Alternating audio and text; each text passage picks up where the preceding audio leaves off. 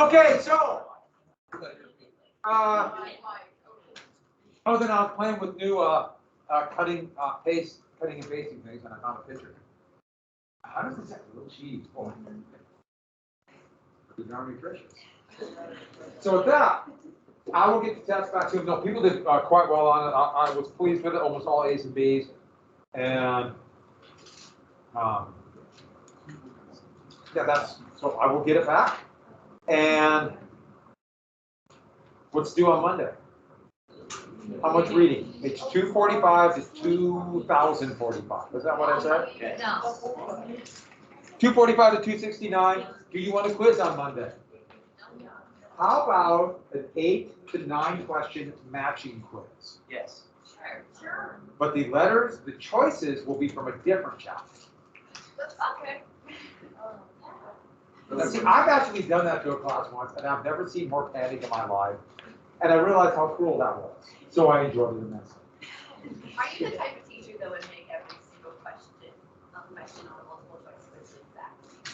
Yeah. You would out except No, I wouldn't. Yes, you would. You would. We all get A's. Because that requires too much work. But actually, it's funny when I'm actually don't even think or move a question around, try to get on the sheet. And I'll have like 4 or 5 D's in a row or something weird like that, which happened on this last test, by the way, some of you might have noticed. And I don't even pay attention. And I remember taking a test, like, it can't be another D. The best is when you go like A, and then like a C. Because then you really question that C. All right, so on that happy note, more homework. Would you like more homework? No. It's unanimous. I love democracy. So, you voted unanimously for it. Remember, what's the golden rule of democracy? Can we do a dictatorship for what I say goes? No. We'll vote on it. No, they said me. But, what's the golden rule of democracy? Those who vote do not matter. Those who count the votes. And I, and my new map, always seem to work. Just stop. So everybody take out very quickly that Path of the Revolutionary War. The last thing on it, I mentioned this once before, but I want to make sure I get to it. On that packet of the Revolutionary War, I have this great temptation just to go crumbs. But I won't do it. Yeah. So do you like those fish? You like them? Then you eat them. I know. And what's the difference? Okay, moving on. So I'm stealing yours. Cat-like quickness I have. So, Federalist number 10. So this was propaganda to get the Constitution ratified. So it's telling elements of what James Madison, who's the father of the Constitution, what James Madison believed state legislators in New York wanted to hear about the Constitution. Did you hear what I said? This is not exactly what James Madison believed was going to be in the Constitution. He might have wanted this, but he knew that they wanted to hear this. So this is trying to get the Constitution ratified. So I want you to read this, and when you read this, think about that fact.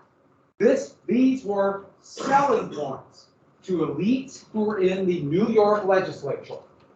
And then as you read it, look down at the questions on the bottom. Underline examples of 1 and 2. Just underline it on there so we can talk about it. Ever see questions 1 and 2? And then question number 3. Answer on a separate sheet of paper, like a short ID. And it asks you, do you think? It's asking you a question. Is that right? That say, do you think? And it's about your view towards Madison and self-interest. Do you believe? Oh, well, that changes everything. It's not asking your opinion per se. It's not thinking, oh, I think Madison was 8 feet tall. No, it's not. Or I think Madison was a really nice guy. It's asking you to give evidence about what you believe was his opinion. His attitude about self-interest or the best system of government for the country. So do not write it as opinion. Do not write it as I think. Write it as Madison believed, and then give evidence. And get into the habit of that. So on the test, so pay attention up here. Don't underline yet. On the test, it said, Or the question, well, almost everyone did unalienable rights on the test yesterday. Almost everybody did. Yeah, it's actually, a few people put equality, but have the same issue there. But unalienable rights over and over again. But they said things like, and you have the right of life, which is independence. And you have the right of liberty, which is freedom of conscience. Right? And I thank them for giving me that right. Yes, me? Or they put down, we have that right. Like, you and I have that right. Yay, we have that right. Who has that right? The people. Write it out. Don't use personal pronouns like that. Say it's opinion. Write it as fact. Get into the habit of writing things as fact and not putting down pronouns like that. I know when we're talking, and we talk in class, and I say, you have this right and that. You're like, oh yeah, that makes sense. When you write it in an essay, right, the people have these rights, these unalienable rights, and get used to doing that. Don't put down the United States as we did this. No, the United States did this. We were not yet alive. It was proper for an essay. It's a good habit to get into. And that's the kind of thing where you can get dinged, especially on an essay from somebody who doesn't know you. Which you'll find out happens a lot. I can give you a benefit of the doubt and understand, okay, we'll get out of the habit of doing that, but like on the AP exam, you got somebody, it can be me, but I don't want to, unless they fly me someplace free. They fly you someplace, but then you have to sit in a room for 5 days and write essays. So if you get a free flight someplace really cool where I could stay, I'll think about it. A couple times I almost did. But they have teachers like me where they don't know you, so they see that and they start getting annoyed. They created 1,000 essays, but wouldn't you get dock points because you just wrote that, you, instead of the people? So we don't mind. Okay, good. All right, so please answer that. And when should it be due? Want to go Tuesday? Tuesday sound good? See? Okay, we'll make it due on Tuesday. See, that's implying you guys got a break. I was always going to do on Tuesday. But yeah. Okay, and then the matching quiz. It'll be easy matching. So easy, I mean maybe. Huh? Easy to grade. So that.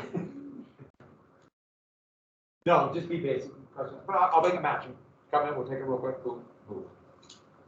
Let's. And then it's October. And it's amazing how it goes fast. So the quarters, 1 month into the quarter, and we have a month left, and the quarter's over. Isn't school a weird thing? It goes fast and slow at the same time. It's like, God, it's taking forever. It's already in. We're halfway done with the first quarter. I know. Just wait till April. All right, so with that, let's go ahead then and get to the next year. Did we write anything else? I think you guys just wrote. Just had to sort of finish the birth of the Republic. Birth of the Republic. Oh, by the way, I was looking for something else and I found this picture. I was playing with a new cutting function on the computer to cut pictures off the screen. So I was playing with it. And this is the anti-smallpox vaccination people from the 1920s. Anti-vaccination people, it's been as old as when George Washington had all his troops be inoculated. By the way, you know the difference between inoculation and vaccination? Inoculation is literally giving somebody a little bit of the virus, hoping that their immune system reacts. Vaccination is trying to encourage your body to produce the immunities to get rid of it. So there's a difference. Inoculation and vaccination. So instead of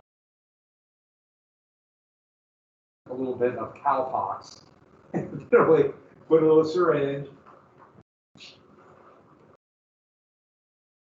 or they would cut and just kind of dip it in. See, so needles aren't too bad, are they? I don't like needles. Moving on. So we got to here, right? Did we get to this? Oh, okay. Did I say birth? Yeah. I said founding. No. Who thinks I said founding? Just agree. Yeah. There you go. You're going to go far. You're way to suck up. Okay, with that. And this is basically Articles of Confederation to the Constitution, the first form of government all the way through. And so let's talk about this really quick. Post-war United States. And virtually everybody wanted some form of republicanism, which is a representative form of government. And this comes from Rome. That's where you get a lot of Roman references. This is on top of classical architecture, where they're copying Roman and Greek architecture. Oh, this is from a, I thought this was a good thing, Philadelphia newspaper. And here's Lady Columbia, which represented the U.S., along with American Indians, which represented liberties. That weird dichotomy that citizens of the United States have. They also feared central government. And by fearing central government, their big thing was the state governments wanted to not only have more power, but they wanted to keep states in this loose confederation that was fighting the Revolutionary War. So they wanted the states to have more power so they wouldn't leave. And so this strong central government like Britain have, if it's diffused, the thought was less chance of tyranny. So they had things like governors of the states would only serve one-year terms. They sometimes vote for the legislature twice a year with the idea of rotating people in so nobody would get too much power. There's going to be severe problems with that down the road, but that's the way they were viewing it at that time. And every state had some kind of Bill of Rights copying the 1691 British Bill of Rights, where they're going to list down certain rights. Remember the whole thing about Declaration of Independence and rights and grievances and all that. So these were ideals of the Enlightenment. So by definition, since they represent liberty, this was very much a liberal idea. Now the term liberal, as I said before, has so many mostly false connotations, but also liberal connotations, same as conservative does. And so don't get too wrapped up in what you might believe the word means today and what it actually meant historically. And economic depression, a severe economic depression. There's always one after wars. You see this after every war, especially big wars. Your government buys up a lot of material, they're not producing consumer goods, and then all of a sudden government quits buying the stuff. Companies that were producing goods for the military all of a sudden have to shut their doors. This happens after every war. But it hit the United States because we didn't have companies. We didn't have business, we didn't have manufacturing. It was kind of a disaster. So the form of government was called the Articles of Confederation. So you see it's called the Confederacy or the Confederation. We don't call it the Confederacy much anymore because of that little Civil War thing that's coming up, and they call themselves the Confederacy. But they called it the Confederacy then. But on, like, let's say the AP exam, to keep it separate, they'll call it the Confederation. If they call it that, that's what it means. The Second Continental Congress would sign this. Here it is right here, the Articles of Confederation. 1777, but technically wouldn't take power until 1781. But in reality, they had went to the war in. So 1784, actually. And the whole idea was this weak central government. So confederation, by definition, is a loose union of some kind of entities, aka states. A loose union. Meaning that the states have relative independence. How much? It was never clear. And so don't forget, you have all these bickering colonies. They unified against Britain, and there was a real fear that as soon as the British threat was gone, they'd spiral off again. And so they're thinking, we got to make sure that South Carolina stays in a union with Massachusetts. So, to make sure of that, they decided that the Congress, every state would have one vote. So the biggest states population-wise, like New York, Pennsylvania, Virginia, will have the same votes as little states like Rhode Island and Georgia. Georgia at that time, not hardly anybody lived there, but alligators and that's about it. And once again, much like land law right? Alligators know no loyalty, right? Have you ever seen an alligator? Do you trust them? By the way, go to Savannah, Georgia, and walk along the Savannah River. You like 14-foot alligators, you're gonna have a lot of fun. You're on this pier above, and this alligator that just seems to go on forever. It's like, he's 3 feet away from me. Then you pet him. 1 vote per state. So it didn't matter how many representatives came from each state. So Pennsylvania might have sent 100 delegates, but they only have 1 vote. So the 100 delegates would have to come together and they would make, okay, 100 Pennsylvania delegates would vote for whatever the law might be. Whoever won that vote, Pennsylvania would get it. So 1 person a lot of time would come from Georgia, and they had the same number of votes as 100 from Pennsylvania. Yes? What states what? You said there's a state that's Did you say that? There were no real states doing that. Vermont wasn't a state yet, but it was kind of either becoming an independent country. And Maine was part of Massachusetts. But the thing was, they were really worried that the states were still breaking away on their own.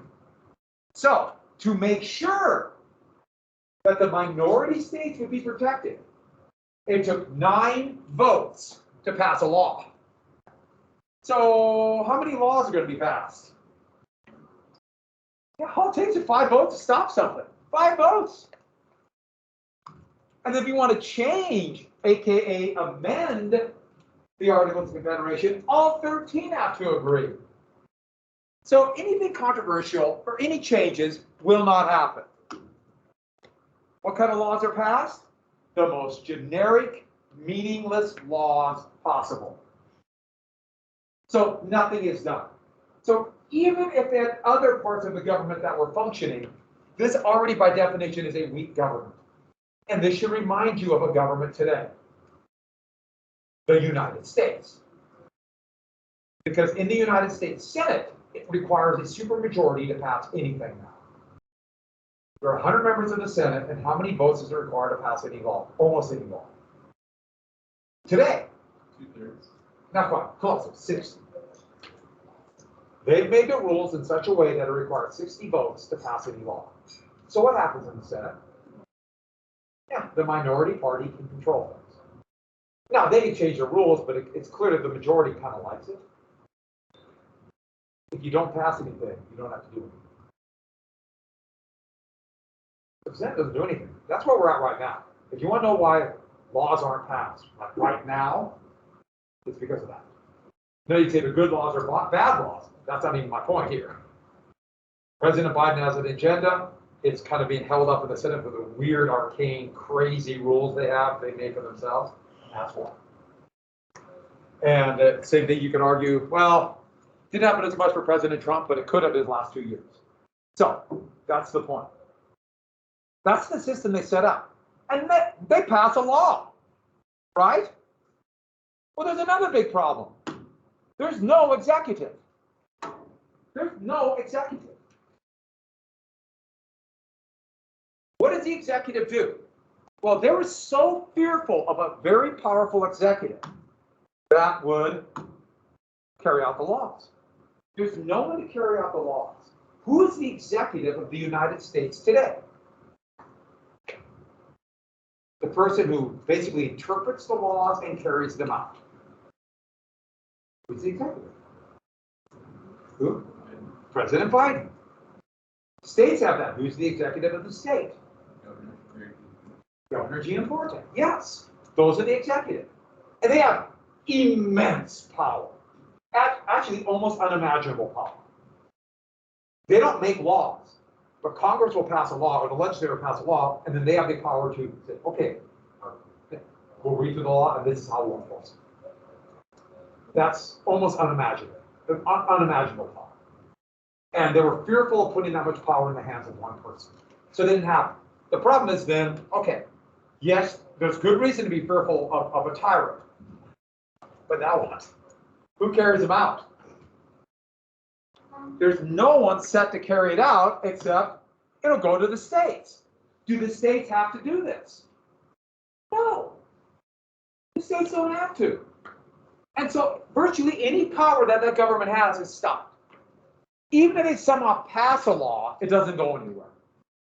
So this government is incredibly weak. Weak governments mean all sorts of inherent weaknesses in the nation, from the financial to the economic system to just the simple idea of making an agreement with another country. So at that, there's basically no power to tax.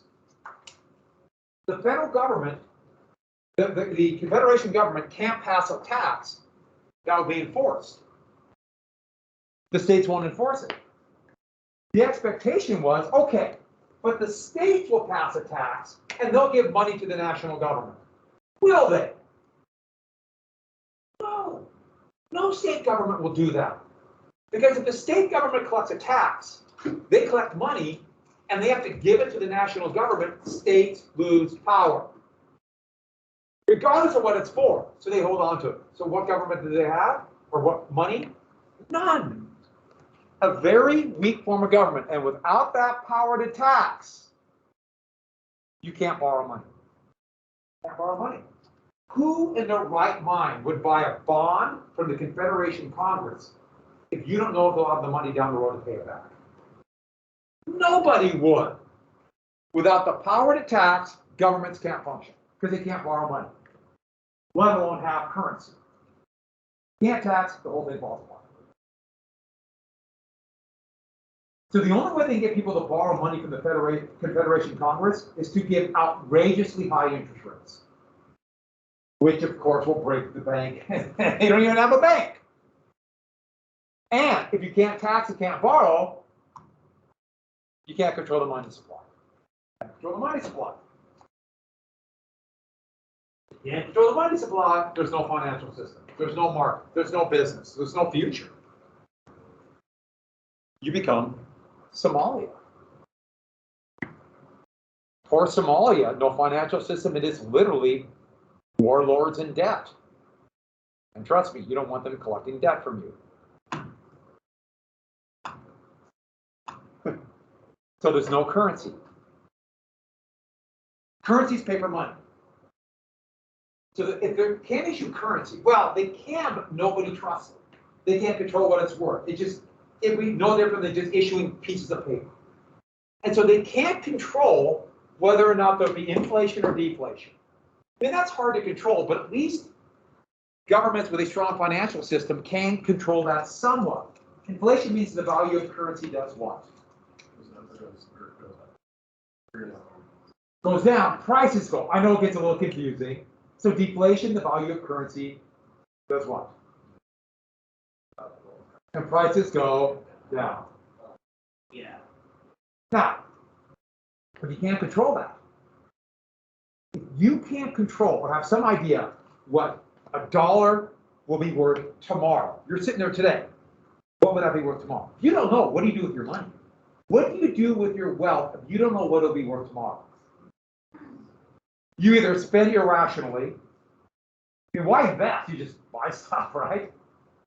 Or put it in a jar and bear it in the backyard and hope for the best. You can't have a financial system. So you can't tax. You can't have any of this. There's no money unless you can tax. There's no money. Money doesn't exist.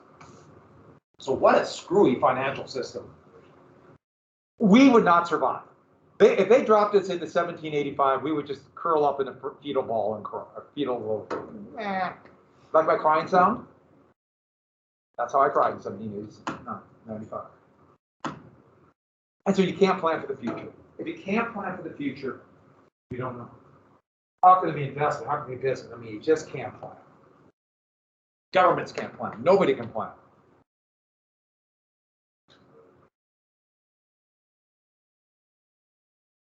And we have a little bit of that issue today. We have a weird quirk in our system today that even though Congress says they're going to spend this money, they got to go back and pass a separate law that says they'll also issue bonds to pay back any debt. And because the minority can hold everything up, Republicans have said they will not pass that debt limit. So the U.S. could go default on all their loans. And if that happens, that might destroy the entire financial system of the world. We've never done that before. So playing with fire. And have you paid attention to the Supreme or the stock market at all? Does anyone? Why do you think it's dipping? That's why. If we go default on our debt, that will lead to a depression. I mean, an unprecedented depression. And the value of the dollar, who knows? It could be really bad. Yeah. So, I'm sorry, what's that? I guess you like said, what is happening? What is happening is that Congress has to pass a law saying that we will pay back our debts. And it's Republicans in the Senate. It's party, it's party line. And partially because the president's Democrat, that they will not pay back the debts. And so the country will go broke in October. No, it's not. They would have done it even if there wasn't a spending bill. They were going to do it. They vowed to do that back when President Biden was elected. And they did this back when President Obama was elected. Democrats toyed with it in 2017, and then back there. Because of President Trump. So if they don't pay back that debt, what it means is that no one knows what the value of dollar. The U.S. has paid back its debt. The U.S. credit rating, basically what we borrow money, we just can't. I guess I'm just not understanding what that is.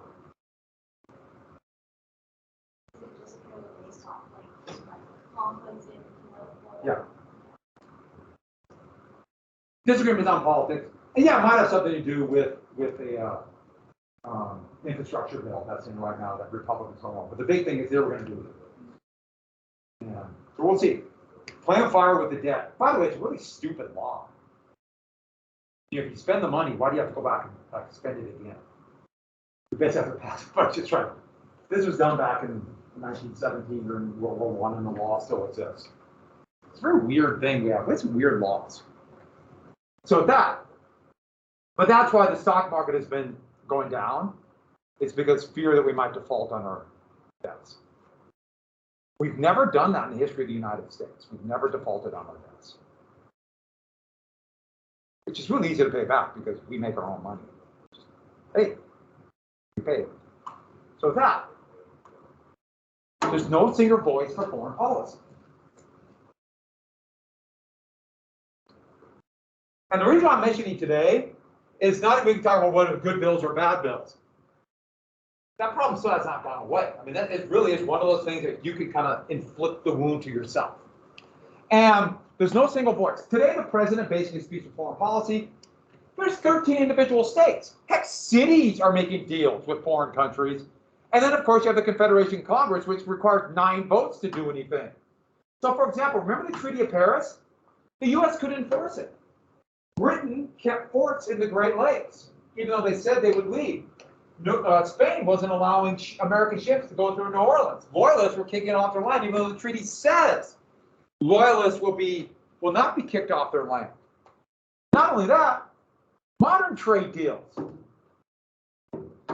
can't be enforced. For example, Britain is starting the Industrial Revolution, and they're manufacturing shoes much faster and cheaper than, let's say, the cobblers of New York. They're being crushed by this. Cheap shoes are being flooded in. It's called dumping, where British merchants are dumping shoes in New York and driving U.S. makers out of business. We've experienced that. China has basically dumped the cheap goods since 2000. And American manufacturing has just been crushed. There's no armed forces. And there's no executive. There's no Congress can't pass a law. There's no armed forces, and therefore, yes, there's a good reason to fear sometimes strong armed forces that has led to tyranny in the past. But it's going to rely on state militias. And state militias, as you remember, had ran away. States don't want to give up their militias. If the states control the armed forces, that gives individual states a lot of power. And then don't forget the overriding fear of slave rebellion. And they want control of their militia. Also, there's no federal courts. There's no federal courts. And so if two people in different states have a legal issue, there's no one to adjudicate this. So basically, everyone has their own court. Or if 2 states have a legal issue. And so these disputes are going to just hang out there and fester and be divisive. Now, there's issues with federal courts, but still, state conflicts cannot be resolved. Or what if you have a conflict between someone in Canada and someone in New York? And this would be best personified by New York and Connecticut. Remember the shoe thing I told you about? Well, Connecticut didn't care. New York would put up, what's a tax on imports? You keep a tariff. They put a massive tax on British shoes. The state of New York did that. Now that can't happen now. That's unconstitutional. That's what New York did, to keep their shoes out. But Connecticut didn't. So Connecticut, for various reasons, allowed the British to dump shoes in New Haven. And then they just put them in wagons and took them over to New York and destroyed the New York cobblers. New York was furious, so they put a tariff on Connecticut. Connecticut put a tariff on New York. New York shut the border between Connecticut and New York. Connecticut militias started taking shots at New York and they nearly went to war. I know what you're thinking. That would be fun to have a war between the states. No, wait. That would not be fun. Of course, I know what you're thinking also, North Dakota. We could take it. All right? Who's with me? Aren't you tired of the Dakotas? There's two of them. I mean, come on. You can't keep a country going if big parts are fighting each other. And how do you adjudicate this? There's nothing the federal government can do because the Articles of Confederation has no power. But Western lands, or the one issue after the war that looked like it would be the issue that would look like it's going to blow up the whole thing. And what color would you say this is? Is this green or yellow, greenish yellow? Lime? Lime is good. Sage or lime, either one of those. I like those pretty good.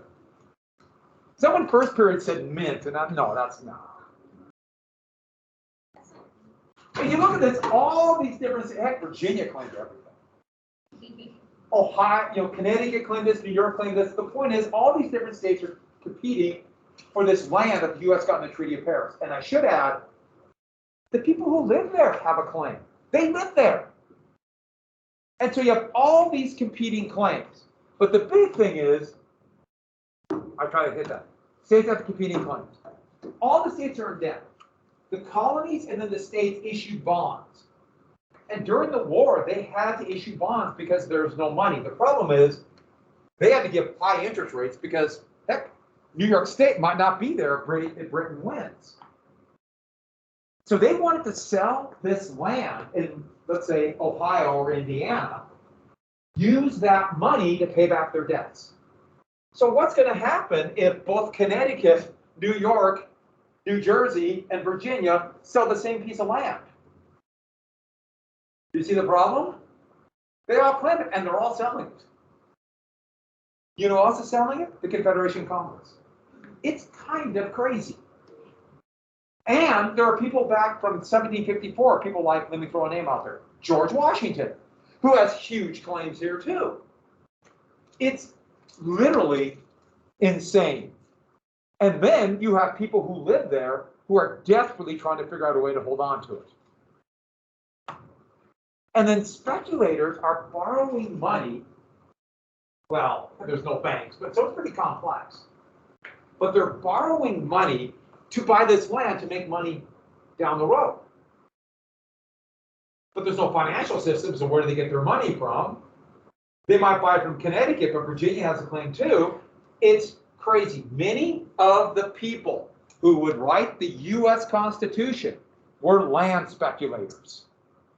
And they want to make sure they got their land. Similar thing happened in the Declaration of Independence.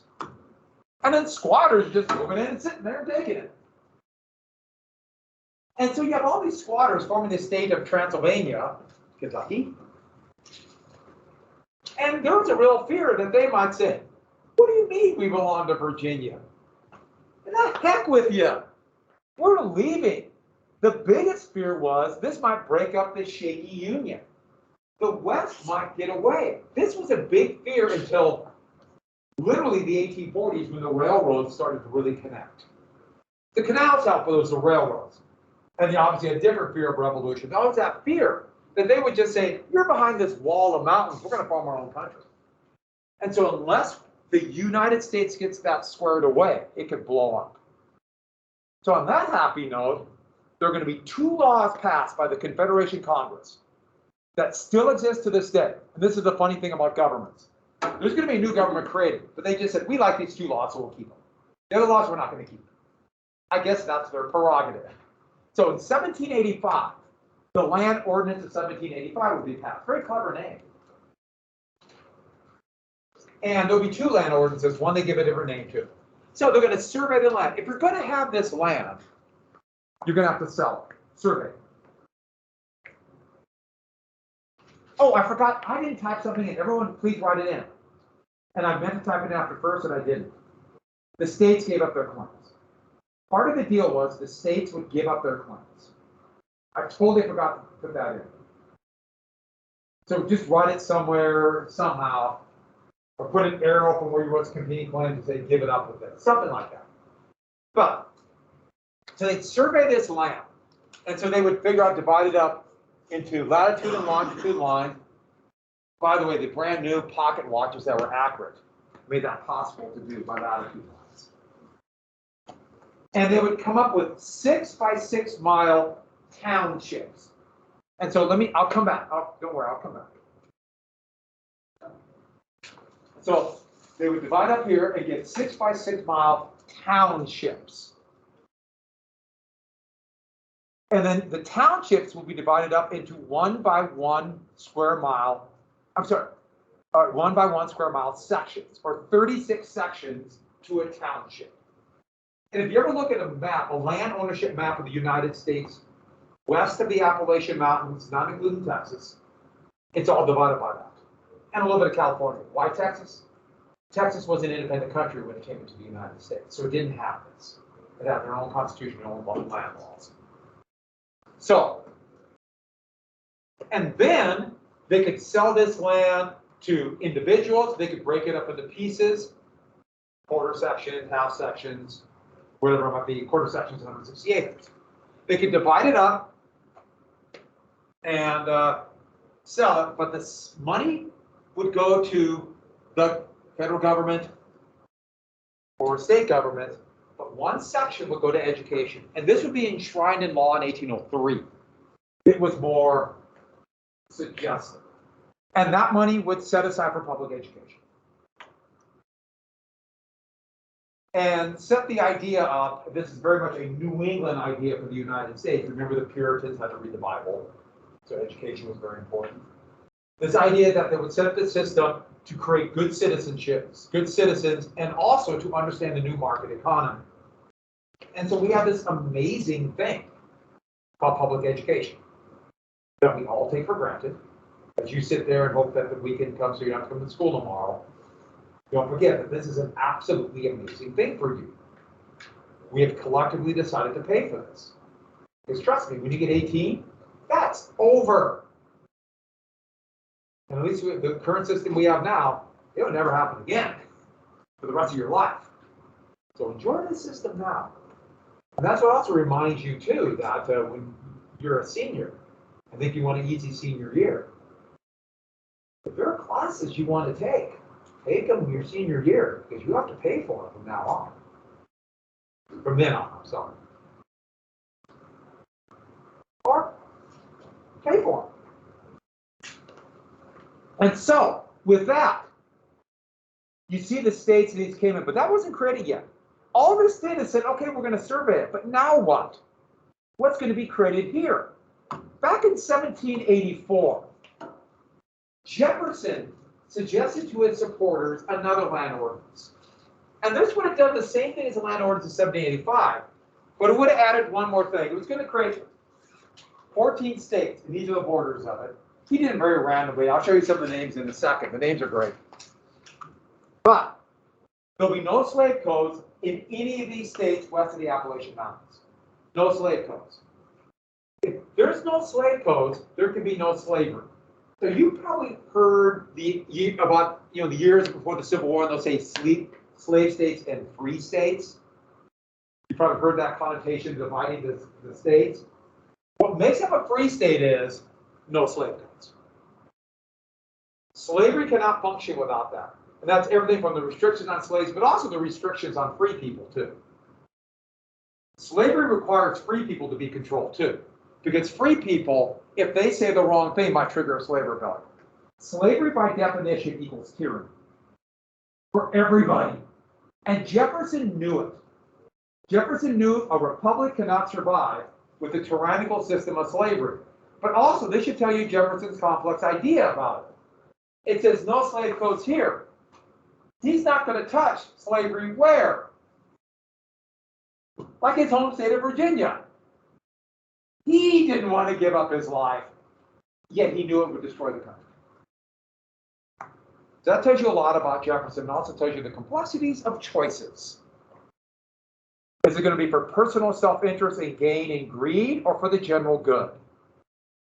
And Jefferson is a classic example of a conundrum that's faced America for its entire existence. Personal gain or the country. And most people choose what? Personal gain. Most of the time. They can be together, or they can be apart like this one. The issues are complex. They got 8 votes. 8 votes. 1, 2. All the 5 slave states voted for this. It's one of the great what ifs in history. What if that would have passed? We'd have an entirely different course of history. Because this would be a sectional divide right there. That division over slavery. And slavery looked like it might be dying by then until that Industrial Revolution took off, which would change literally everything. So, one of the great what ifs. So they never decided. 1785 was a compromise. And so we have the Northwest Ordinance of 1787. Technically, it's the Land Ordinance of 1787, but everyone just calls it the Northwest Ordinance. And don't forget the mighty Northwest then was, Wisconsin, Michigan, Illinois, Indiana, and Ohio. I know it's Illinois. But if you want to annoy people from Illinois, say Illinois. Or from Indiana, say Indiana. Oh, they get, don't mock my accent. What? Okay, moving on. I can be honored. Moving on. So what it says, this is how we are going to divide these areas up. If an area, though designated, has 5,000 people, it will become a territory. And they can have a territorial local government, but the federal government will still pick its governor and its laws. Basically, the local government can only suggest. So up until the 1970s, for example, that was Washington, D.C. It was a territory, and the federal government decided. And it still technically does, even though they've been given some self-rule. But territories they don't have senators, they don't have members of the House of Representatives. Which is pretty amazing, Washington, D.C., with nearly 1 million people, is not represented in Congress. Since 1971, they can vote for president in the Electoral College, which we'll get to. And when it gets to 60,000 people, they become a state. And one of the things that was really controversial, at least for this area, a state created in the areas under the Treaty of Paris of 1783 will be equal to states created, or states that existed when the country was formed. And so these states, anyone they created in this territory here, will have the same members of Congress. They'll be equal. It's not clear afterward. That'll be a big constitutional issue. 60,000 was considered pretty big then, but it's not going to take long. So that's tiny. That's a small amount. So you could have states with virtually nobody living there, no citizens, and yet they can become a state. Let me give you an example of one. Montana. And there we talk about, they never have actually officially changed this. But you ever wonder why there's 2 Dakotas, why Montana, why these states were created, Idaho? No citizens lived there. So in 1889, Republicans in Congress were worried they might lose seats to the Democrats, especially with the Solid South becoming very intensely racist Democrats in the Solid South back then. We'll get to what that means. And so they thought, well, if we lose to these Democrats in the House, all of these Western states will at least pick Republican senators. And that's why. 2 Dakotas, so it was 4 Republican senators. Didn't always happen that way, but now it pretty much is that way. So, And then how are they going to divide this up? What they said is there'll be 5 states. And they just basically said 5 states will figure the borders later. And they'll have no slave codes. But by definition, this is set up the sectional divide. Because if you say no slave codes here, what does it say about here? Any states below? By implication, they will have slave codes. And thus the beginnings of this sectional divide of slave states and what will soon be called free states, even though that doesn't quite work. Does everyone get what just happened there? So they knew it was a problem, and this is a pretty ham-handed compromise. And you see these names? Those are the names Jefferson proposed. So Saratoga, this would be Washington, Metropotamia. That's kind of awesome. Alexylvania. I don't know what that is, but Chernossius, it's kind of vaguely Greek. It's kind of too bad, isn't it? Metropotamia is a pretty cool name, you got to admit. These laws stuck. And so this is still the law of the land today. And I love this picture. This is from 1810, but it's showing once it's opened up, there was a real desire to get to Ohio, or the Ohio. And Ohio would become a symbol of this, of the riches of the land west of the Appalachian Mountains. That's a reason why Ohio, there's more presidents from Ohio than any other state. That would just become, it seems kind of weird because it wasn't one of the original 13, but it's Ohio. So many of them. Hasn't been for a while. So while that's going on, the economy was in literal free fall. So last thing for today, the economy was free fall. By the way, this is supposed to be New York and Connecticut fighting over shoes. I just thought that was pretty funny, so I showed that to you. He's winning, you think, but that's his plan. That's his plan. Where's my mouse? There we go. So this is pre-capitalism. Pre-capitalism, there are markets. It's a market economy, but it's not capitalism. And the markets are not functioning. Why? Nobody knows what money is worth. There's money from every single state. There's no national currency. There's state currency. And there's also city currency, private currency. There's also British pounds. There's colonial money. There's Spanish money. I mean, literally, when you would go to a store and buy something, so you went to buy your goldfish, you would go in and they would say, okay, I'll take some continental currency. Oh, I want a gold coin. Here's a British penny. And they would just kind of deal. Just imagine how hard it would be to go to the store and there wasn't a price tag. So every single time you bought something, you had to kind of deal with money. Well, I have this little bit of money, now I can give you this. The system was in chaos. Markets cannot function without strong government.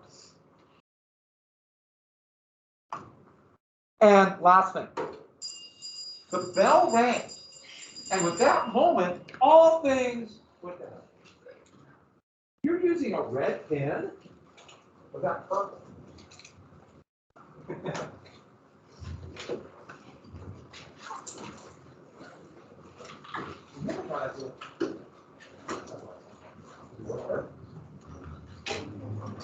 Everybody has their own style of writing notes, that's for sure. I always did bullet points. The game will hold. Everyone knows. Yeah, you can do my don't want. Oh, I will. Have a great day, everybody. Try to get through the weekend. I have good news for all of you. Snap your fingers, and what's going to happen? You'll be right back here. Right here. 9-question quiz. You said 8. 12. I'm okay with more. More's better. I think it is. I started making it, and then I haven't finished it, but it don't take a few minutes. Those are reasons.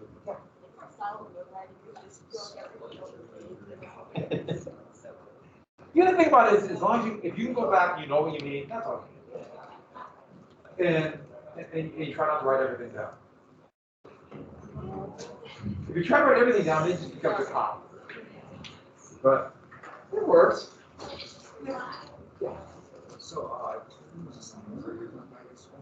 all on Teams last night. Turn my teams. Which one now? So this is in chapter 4 one. I found the original copy. Okay, so this is in chapter 4. I found that one. It was in a notebook sitting somewhere. Okay, you turn on Teams, yeah, 'cause that one I just put on Teams just to see, make sure everyone has this thing. And And then I looked for the original copy of the chapter 1 and stuff. And I couldn't find it, so I just typed one out. I put it with that same assignment on. okay, I'll look at it. Okay. That was it. And then the Getting this switch. questions I put. Yeah. All right, I'll try it. If I forget, let me know again Monday, but I'll try. Actually, I like this. I take it this time. Yeah, where were you yesterday? I was, I'm not sick. No, it's just you personally. Oh, yeah, fair enough. Get a piece of paper. How much bribe should he give? Should he give us all a Kit Kat? Yeah, everybody gets it. Now, when I mean everybody, who do I really mean? You? Me. How many Kit Kats you bring? 47. 47, let's see him.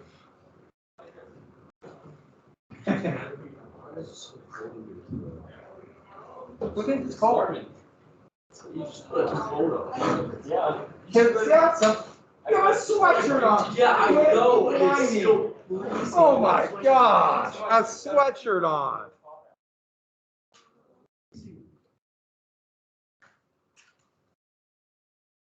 In my day.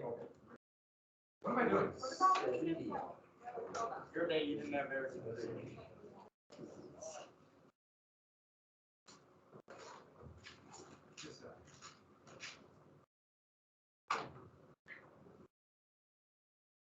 Still recording, but they're very